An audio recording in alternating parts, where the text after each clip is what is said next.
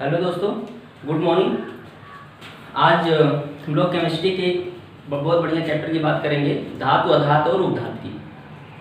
वैसे अभी एक वीडियो, इससे पहले का वीडियो आप देखिएगा, इसमें हमने प्लाज्मा स्टेट और बोस-आइंस्टाइन कंडेंसेट के बारे में बताया है। इसमें से क्वेश्चन पूछे जाते हैं, अलग वीडियो है उसका, और इसमें पूरा नहीं हो पाएगा, लेकिन कुछ जनरल चीज़ें और बेसिक चीज़ें आज हम लोग बात करेंगे, धातु, अधातु और उपधातु। ठीक है। धातु, अधातु और उपधातु को जानने से पहले हम लोग को जानना पड़ेगा, जैसे पूरा ब्रह्मांड है तो ये पूरा ब्रह्मांड किससे बना हुआ है। हम लोगों ने पहले बताया पदार्थ, मैटर, पदार्थ से बना हुआ है। ठीक। पदार्थ कोई भी चीज हो सकता है, ठोस हो सकता है, द्रव हो सकता है, गैस हो सकता है, प्लाज्मा हो सकता है, बोस-आइंस्टाइन कंडेंसेट हो सकता है। तो पदार्थ कुछ भी हो सकता है। और पदार्थ किससे बना, ये छोटे छोटे कणों से बनकर मिलकर बना होता है। या ऐसा हम माने, अगर एक सिस्टमेटिक ढंग से देखें तो पदार्थ जो होता है, कोई सब्सटेंस जो होता है, वो यौगिकों से मिलकर बना होता है। यौगिक मतलब कंपाउंड्स, और यौगिक जो होते हैं वो अणु से मिलकर बने होते हैं। अणु जो होता है वो परमाणु से मिलकर बना होता है, और जो परमाणु होता है वो इलेक्ट्रॉन, प्रोटॉन और न्यूट्रॉन से मिलकर बना होता है। ठीक है। इलेक्ट्रॉन, प्रोटॉन और न्यूट्रॉन से बना होता है। तो ये अब अगर आप क्वेश्चन करते हैं, सर इसकी यूनिट क्या है, या इसकी यूनिट क्या है, या इसकी यूनिट क्या है, then I have no answer, क्योंकि ये एनर्जिबल फॉर्म में आ गया। ये एनर्जी होता है, जो ब्रह्मांड की इतनी सारी ऊर्जाएं हैं वो कहीं ना कहीं इसी में लिप्त तो होती हैं। Electron, proton, neutron, positron, anti neutrino, neutrino, pi meson, तो ये सारी चीजें बहुत छोटी छोटी यूनिट्स हैं। ठीक है। तो अब धातु, अधातु और उपधातु की बात हम करते हैं। वो पदार्थ, इसको जानने से पहले आपको जानना पड़ेगा कि परमाणु है क्या। परमाणु सबसे छोटी इकाई, इसको डाल्टन ने 1804 समथिंग में जो है अपना थ्योरी दिया, और उसमें बताया, डाल्टनवाद के नाम से वो जाना गया। डाल्टन ने बताया कि परमाणु किसी भी पदार्थ की सबसे छोटी इकाई होती है। जिस तरह आपको एक घर बनाना है, घर की इकाई एक ईंट हुआ, उसी प्रकार कोई भी पदार्थ है तो उसकी इकाई एक छोटा सा परमाणु होता है, और परमाणु इलेक्ट्रॉन, प्रोटॉन और न्यूट्रॉन से बना होता है। अब परमाणु और तत्व दो चीजें आती हैं, परमाणु और तत्व। ठीक है। एलिमेंट एंड एटम, ये क्वेश्चन आपके लिए है, आप कमेंट करके बताइएगा। अगर नहीं आता होगा तभी कमेंट कीजिएगा, स्पेशल वीडियो डालेंगे इस पे, 10 मिनट का वीडियो कम से कम बनेगा। What is the basic difference between the atom and element. आप जानते हो कि अगर आप नाइट्रोजन को लिख रहे हो तो इसी नाइट्रोजन को आप कहते हो नाइट्रोजन तत्व है। ठीक। और इसी को नाइट्रोजन कहते हो नाइट्रोजन परमाणु है। ठीक। परमाणु बोलते हैं, एटम बोलते हैं, तभी हम नाइट्रोजन एटम की बात करते हैं। तत्व बोलते हैं तभी, कुछ लोग के दिमाग में नहीं सर गैस, तो गैस N2 के फॉर्म में ये अणु हो गया, O2 के फॉर्म में ये अणु हो गया। अणु की बात मैं नहीं कर रहा, परमाणु और तत्व की बात कर रहा हूं।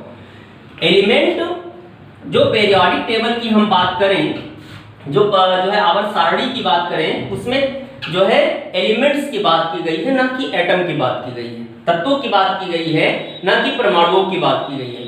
तो जो तत्व हैं, लगभग 118 तत्व अब तक पृथ्वी पर खोजे गए हैं। लगभग 92 तत्व ऐसे इसमें हैं जो प्राकृतिक हैं, हर जगह पाए जाते हैं, हर जगह मतलब नेचर में पाए जाते हैं। और शेष जो हैं वो मैनमेड हैं, उसको लैब में बनाया गया, सिंथेसाइज किया गया, साइंटिस्टों ने बनाया। ठीक है। कुछ और भी खोजे गए हैं, उनको अभी इसमें शामिल नहीं किया गया, लेटेस्ट में है। ठीक है। तो जो पीरियोडिक टेबल है, शुरुआत में जो है इतना ज्यादा एलिमेंट्स नहीं पते थे। कुछ लोग जैसे 60 से अबव, मतलब 60-65 एलिमेंट, लगभग 63 एलिमेंट लगभग पता था शुरुआत में, कि सोना है, चांदी है, लोहा है, कॉपर है। ठीक। तो उसको एक व्यवस्थित क्रम में, एक चार्ट में व्यवस्थित किया गया, और जिसने व्यवस्थित किया था वो थे मेंडलीफ। मेंडलीफ की पहली आवर्त सारणी आई और उसमें व्यवस्थित किया गया। अब जब आवर्त सारणी हम पढ़ाएंगे पूरा, तब उसमें हम डिस्कस करेंगे इस चीज का। तो मेंडलीफ ने सबसे पहले एक ऐसा मॉडिफिकेशन किया, एक ऐसा टेबल बनाया जिसमें सारे तत्वों को एक उनके गुण के आधार पर कि कैसा किसका गुण है उस बेस पे रखा गया। ठीक है, जैसे एक स्कूल होता है तो स्कूल में एक पर्टिकुलर क्लासेस बनाई जाती हैं 1 2 3 4 5 11 1 11 बी ऐसे करके।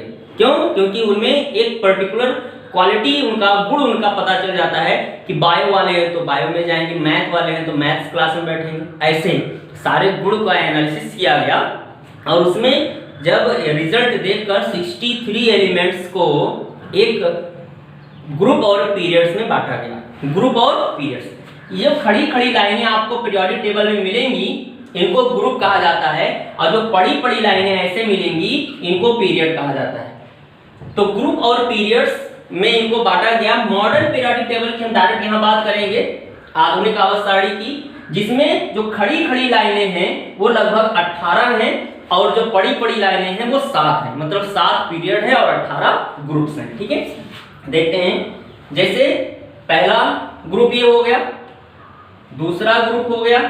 ठीक है, यहां से ये इसको कहा गया, ऐसे हम डायरेक्ट अभी बात करेंगे फर्स्ट ग्रुप या आपका सेकेंड ग्रुप हो गया, और फिर यहां से लेके इसके बीच में 10 आ जाते हैं, 1 2 3 4 5 6 7 8 9 और 10 ये, और फिर यहां से 6 ग्रुप इधर 1 2 3 4 5 और एक ये 6। ठीक, ये आवर्त सारणी है हमारी। ठीक है, यहां पर ये आवर्त सारणी है और यहां पर तत्वों को रखा गया है। ये जो इधर है इसको कहा जाता है 2 3 4 5 6 7 8 9 10 11 12 13 14 15 16 17 और 18। इसी 18 को शून्य वर्ग भी कहा जाता है। ठीक है, अब इसको जो इधर 2 दिख रहे हैं इनको कहा जाता है S block element. S block क्यों कहते हैं हम सब बाद में डिस्कस करेंगे। इसको कहा गया है डी ब्लॉक एलिमेंट, बीच में 10 लोग हैं, इसको डी ब्लॉक एलिमेंट कहा जाता है। यहां से इसको कहा गया है F block, sorry P block element, P block element. और यहां पर जब आप छठे और सातवें में, जैसे पहला दूसरा तीसरा, फिर जाएंगे चौथा, फिर जाएंगे पांचवा, फिर जाएंगे छठा और लास्ट में सातवां।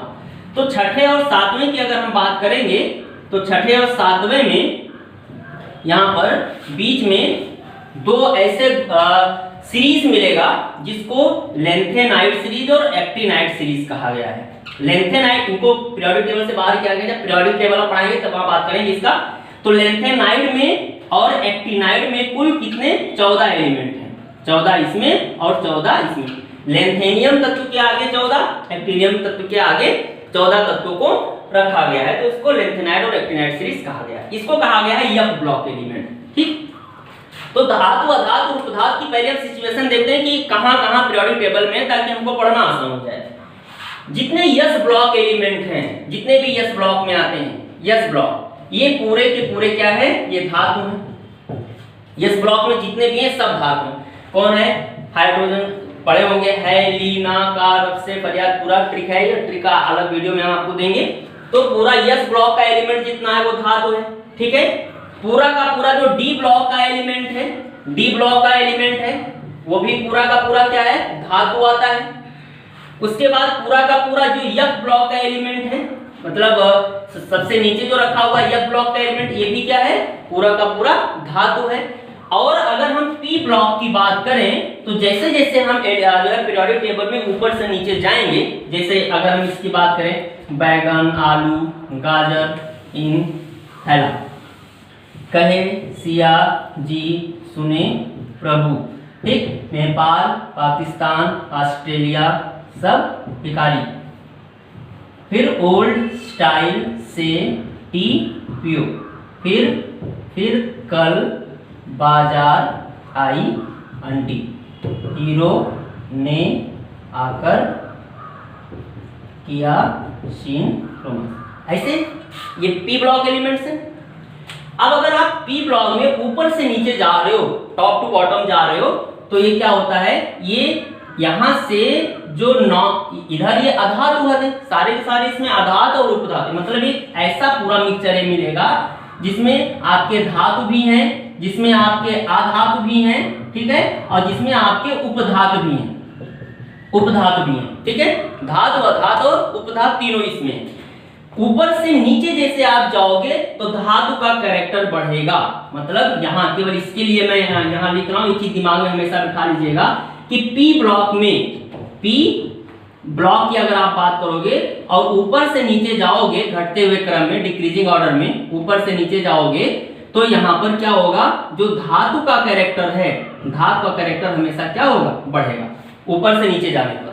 मतलब ये पूरा अधातु है, ये अधातु है, ये अधातु है, ये अधातु, ये धातु हो जाता है, बिस्मथ धातु हो जाता है, पोलेनियम धातु है। नीचे के जितने भी आपको मिलेंगे अधिकतर सब धातु रहेंगे। दूसरे में भी कुछ लोग धातु आते हैं, ठीक है। ऊपर से नीचे जाएंगे तो धातु का लक्षण घटता है और धातुओं का लक्षण बढ़ने लगता है। धातुओं का लक्षण बढ़ता है, धातुओं का लक्षण घटने लगता है। इसमें कुछ उपधातु भी हैं और उसको मैं ट्रिकी आप लोग को याद कराऊंगा कि उपधातु कौन कौन से हैं, ठीक है। तो केवल जो एक मिसलेनियस चीजें आपको यहाँ समझ में आती हैं वो पी ब्लॉक है। इसमें से पूरा क्लियर है, ये पूरे धातु हैं, ये पूरे धातु हैं, पूरे धातु हैं। यस ब्लॉक, डी ब्लॉक और यफ ब्लॉक पूरे धातु होते हैं। केवल पी ब्लॉक ऐसा आपको मिलता है कि पी ब्लॉक में धातु भी हैं, अधातु भी हैं, उपधातु भी हैं। ऊपर के अधिकतर लोग आपको अधातु में मिलेंगे, नॉन मेटल्स। उनके बीच बीच में कहीं कहीं पर जो है सब मेटल्स या मेटलवाइड्स मतलब उपधातु भी हैं।